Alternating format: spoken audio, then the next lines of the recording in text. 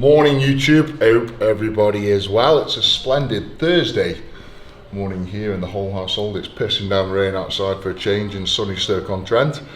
We're about to get stuck into a little strength conditioning session.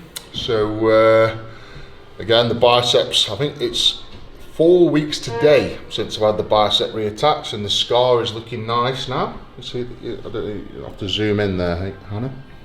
You see it? That little scar there? That's where they went in to pull the tendon down and attach it back in the forearm. So it's feeling good. Got full movement back. The supination still isn't quite there, so you know when you turn your hand, so it's still just a little bit off, and that's just the inflammation in the forearm. I think all the muscles sort of stopping me from turning my hand fully. So it's a bit like when I wash my face, one hand puts water on and one hand just stabs me in the eye. So I'm still working on sort of getting this back. Everything's feeling good.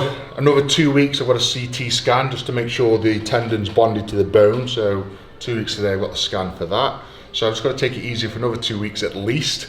Once that scan comes back and they said that, you know, it's fully bonded to the bone, I can then start building back up and get back to where I was pretty quick, I think. So I mean, I haven't laid off training. I've been running, been swimming, I've been doing one arm boxing, I've been doing as much strength conditioning as I can. I had 1 week off after the surgery, so yes, you know, it's damaged my training quite a bit, but it's not the end of the world. You know, I can come back from this quite quickly, so feeling quite confident I'll be back to me normal self pretty quick.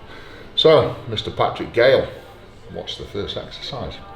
Well, as we know, Ed's obviously still in a recovery phase, so he's got 2 weeks before he can actually start loading his bicep up properly and start doing.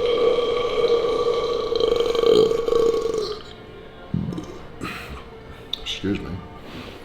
Carry on. I wasn't saying anything anyway. So he's got 2 weeks before he can actually load the tendon, because it needs to basically bond with the bone, so it doesn't come back off. So for the meantime, we're basically for upper body just going through a range of movements, motions, just to get everything firing, just to get everything activated and used again. Like I say, you go very soft when you're not in an anabolic state and training and everything else. So we just want to get some blood pumping, get the blood going into his muscle, get his bicep nice and full again, and then we can start actually rehabbing it and moving and getting the strength back into the tendon. Right, so Ed's movement was taught to him by Mr. Adam Bicep, wasn't it? Mm-hmm. So this is just to get your supination back into movement. So obviously I can twist my hand as normal and rotate, whatever else. Ed eventually will get further and further down the hammer. This will increase your range of motion for supination.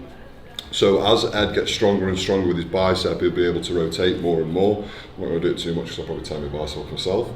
But it's just a movement for Ed, so just 3 sets of 10 trying to move into it. Pain is his indicator, as everything else is at the moment. So you see how weak and pathetic he is.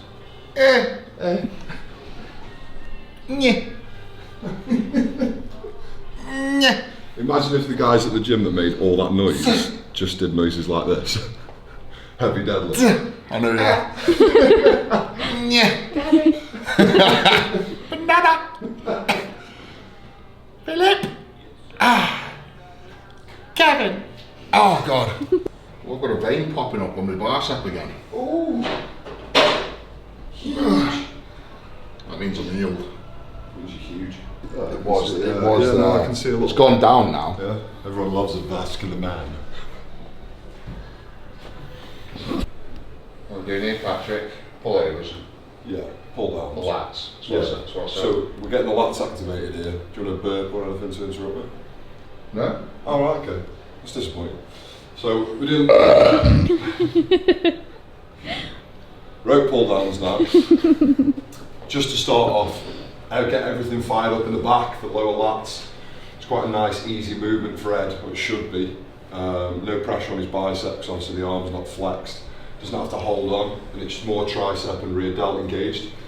So just to get the blood circulating in the shoulders, we're going to pre-exhaust everything first before we go into doing a main exercise, technically, which is a shoulder exercise. You have to get 2 ropes for me, mate. It's going to be seated shoulder press without back support, so the scapula's got range of motion and stuff like that as well. We're basically just trying to get Ed's arm moving nice and fluidly. As you saw, he can't quite rotate properly yet, so you have to be accustomed to that and work around it. Lovely. Any aggravation? No. No, good. Just in my arsehole after last night's curry. Oh dear.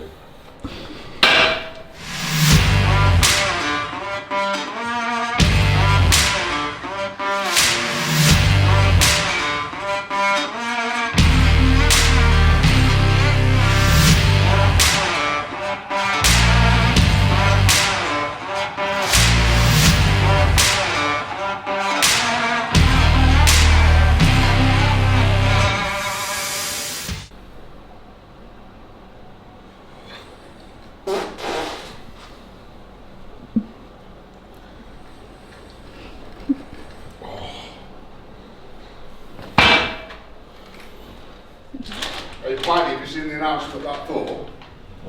Yeah, his next fight. Yeah. What do you think? Honestly, like, I mean, I never saw it coming. I'll say that. It's pretty random. Very random. Like Devon Larratt. He's current world arm wrestling champion, I think. Yeah. I mean, big guy, big strong guy. And I know Devon, I'm sure he's an expat, you know. I'm sure he's like been in the army for like 20 odd years. So there's no like. He's not soft. Yeah, exactly. No stranger to danger. He'll be up for a scrap. I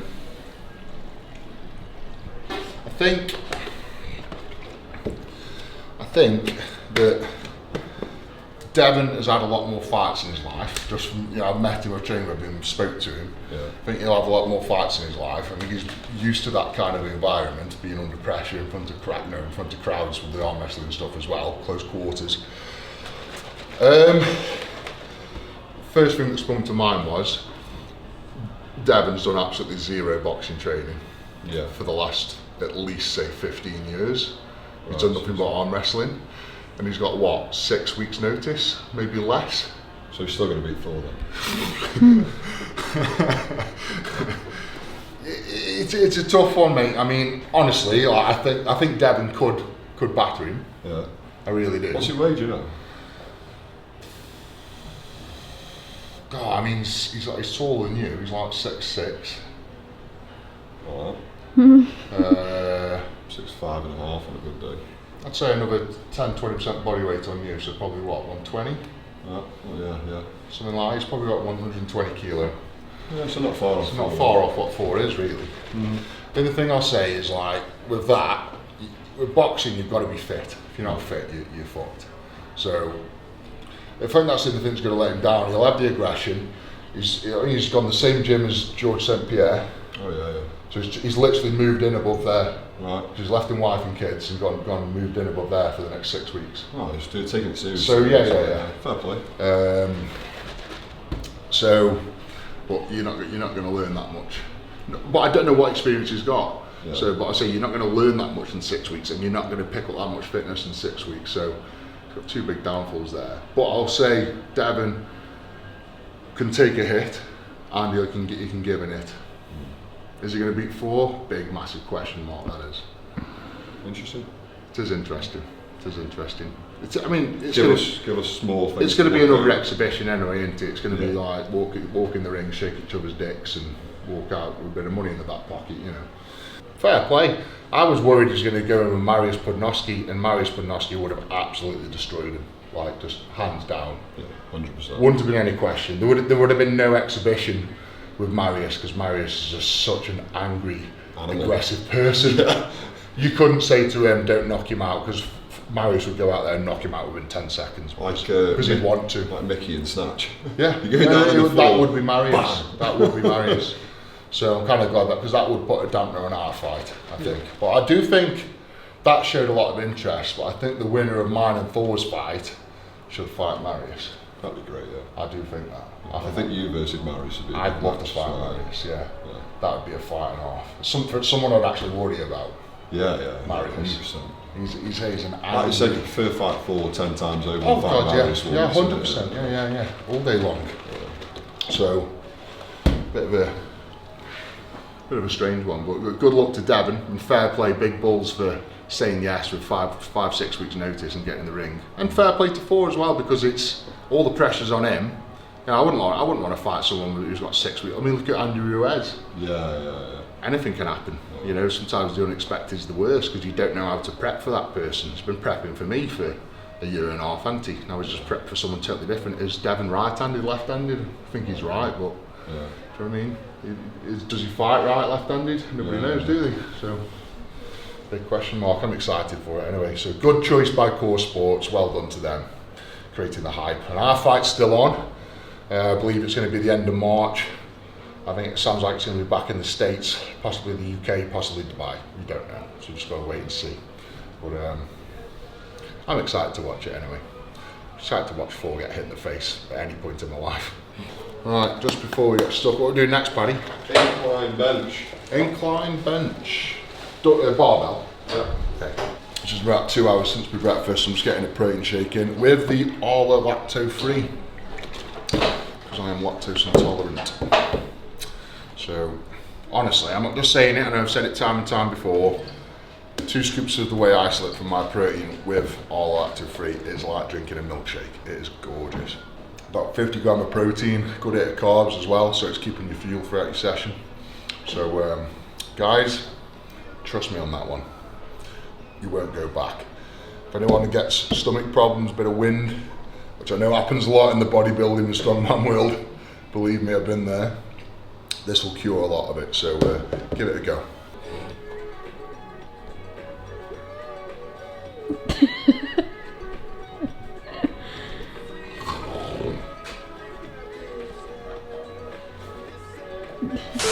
So for the past few weeks we've been doing pin press to just stop him having to stabilise at the bottom of the motion.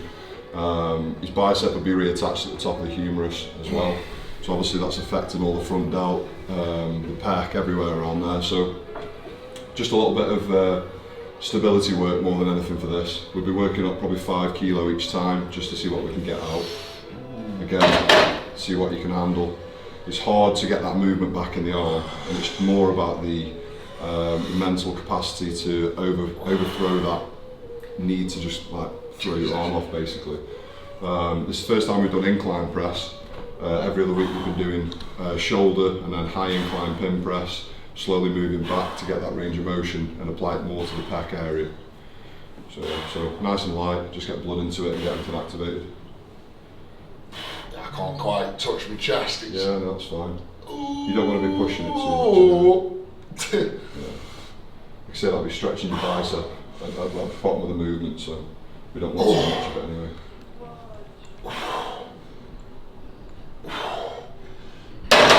Oh. Good. Yeah, it's all where the incision was, it's all there. Yeah. Like all the muscles are just mangled just here. Like you can see though, because you can't supinate at the moment, that's applying to everything you're doing. So as you're trying to get into that range of motion with your arm, because you can't supinate or pronate or anything like that, you've got no rotation. Your arm is trying to match into that position so you can get a line of force. That's all it is. So it'll break down over a few weeks and ease up. It's not far off now, considering. It's getting there, yeah. They have cut you open. So, 4 weeks today since your operation, and I'm not saying this, I'm not just saying this, most people that have this same operation are in a cast for 6 weeks before they can even start to move. Yeah. So I was moving after 24 hours, Yeah. one day. Yeah. So.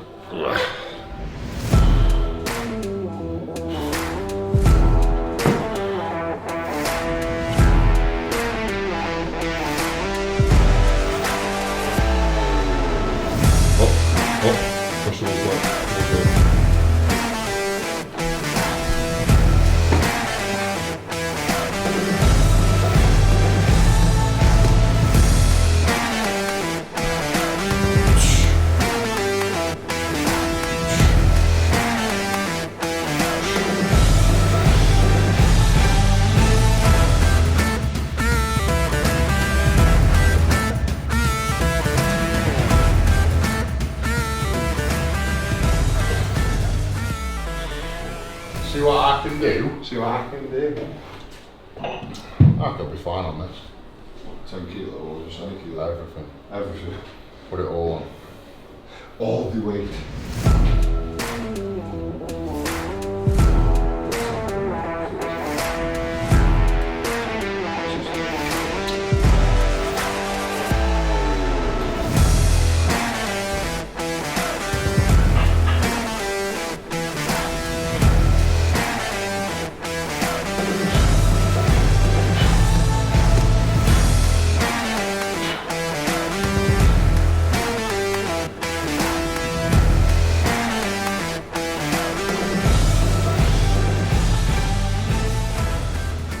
Right, so what we're going to get Edward doing now is some tricep push downs. Okay. So 20 reps. We do 3 sets of this with 3 sets of the iron neck as well. Ooh! Iron neck. Iron. Can't say that. Can't say that. Can't say that. Can't say that. Can't say that. So 20 reps of the tricep push downs. Again, because it's the antagonist for his bicep, it just gets a lot of blood into the area. I'm going to combine that with the iron neck, just because we need to get it into the workouts again and start building his neck strength up, ready to get punched in the face.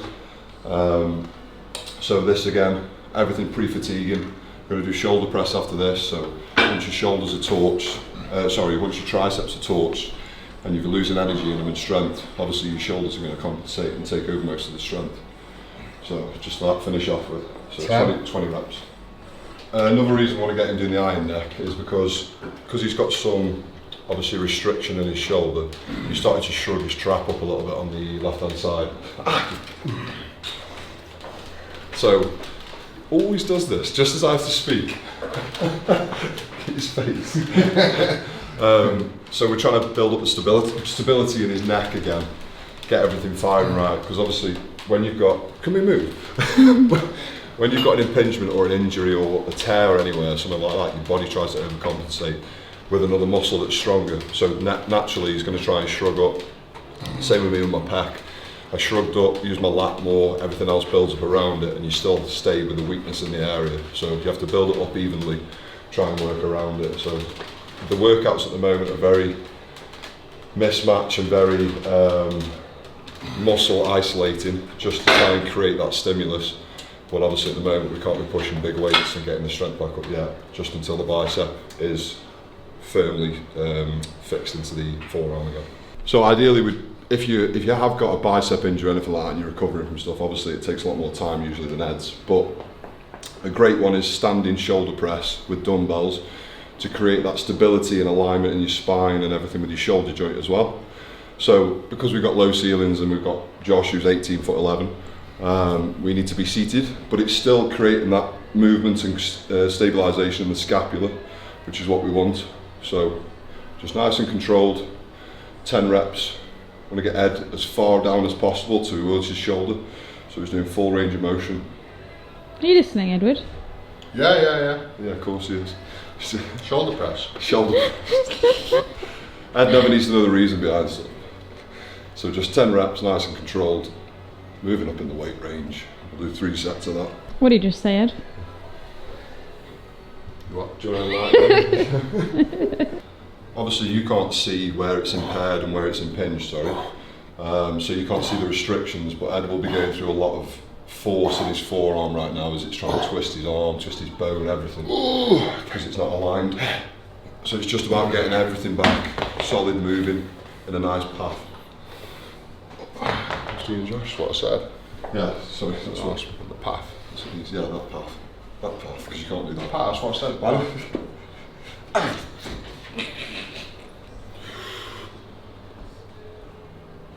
So, nice and stable. Controlled.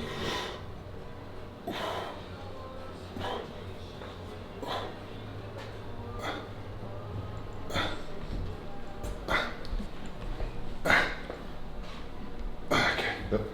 I remember when I ripped this bicep off the bone, Yep. the right one, I was benching 260 kilo 2 days later. But that's the difference the surgery makes on a different tear, isn't it? So, surgery takes it out of you a lot. Little improvements that Ed's got just over a few weeks.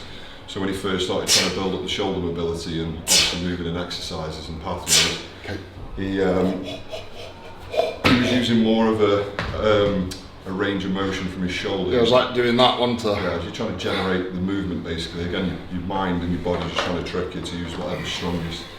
So it's trying to keep that shoulder fixed and remember that you need to flex at the elbow joint rather than the shoulder joint. Just little things. Thanks for that, mate. Again, proper curl. Yeah, but again like the hammer.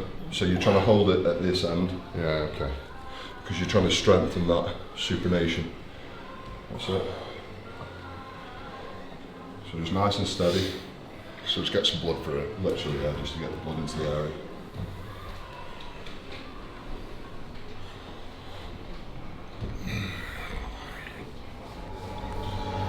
I've got my number one fan here.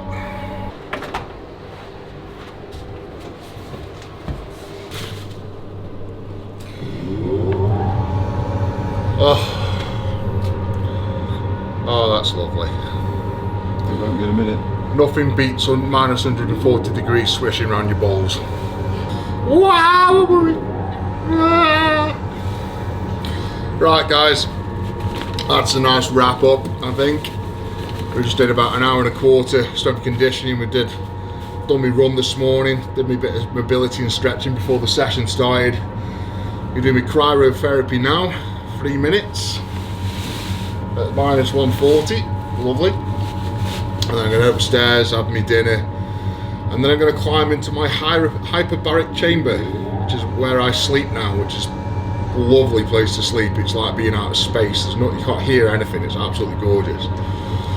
So the comeback is on the way. Week 4 after surgery, feeling really confident, really good. Everything's progressing really well.